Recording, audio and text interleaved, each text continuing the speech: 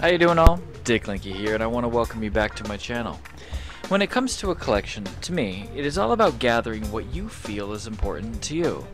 Many of these tunes create a special, nostalgic place in our lives, and having a little piece of that lifeblood can make all the difference in a personal collection.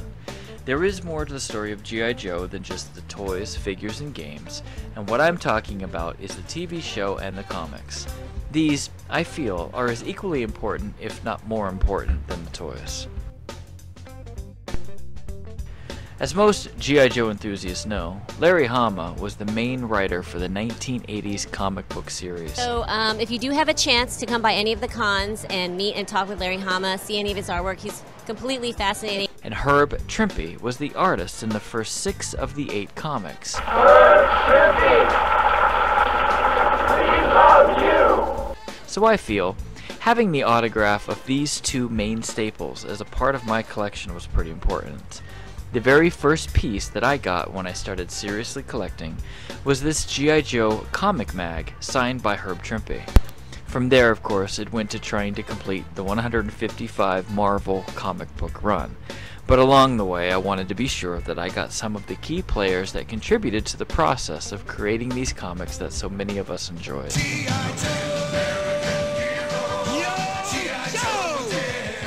The cartoons were an even bigger piece to me, and there were so many players in the creation and maintenance of the G.I. Joe cartoon that I think it is easy to forget that the voice actors were the ones responsible for giving these unknown characters, at the time, a voice and personality that we've come to love or otherwise dislike.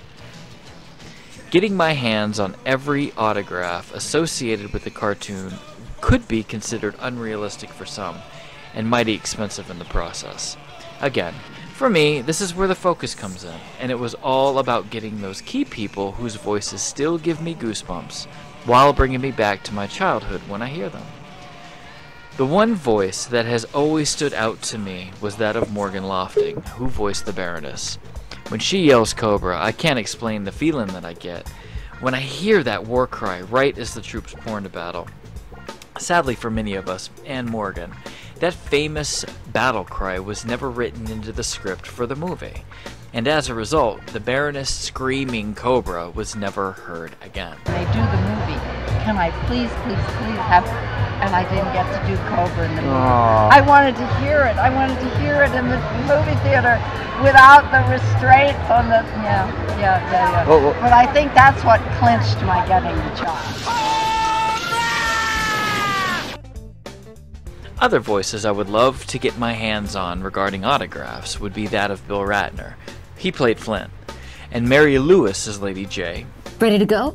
Yeah, just about. Can I see to your car? Sure. Of course, there's B.J. Ward, who played Scarlet, and Neil Ross, who played Shipwreck. And we'll fill him full of coffee, and all of a sudden I started to read the lines in this voice with a little bit of intensity, and suddenly everybody's, The late, great Chris Collins, whose autograph is exceptionally difficult to find, would be nice to get. He was the one that voiced Cobra Commander. And then there's Arthur Burkhart, who voiced Cobra's counterpart, Destro, throughout all of the main TV series, and that autograph goes for about $90 to $120. This is me in Boston 2019 Comic-Con, where I was lucky enough to meet Peter Cullen.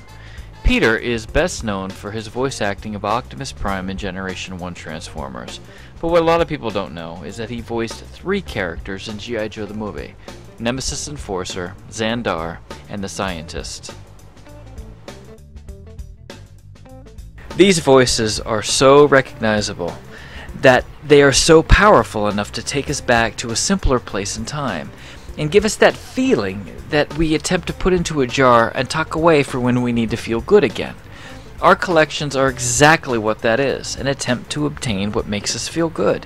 And that is why when it comes to my collecting, anything outside of the toys and comics, I am only focusing my time and money on the pieces that make me relive my childhood and remind me why I started collecting to begin with.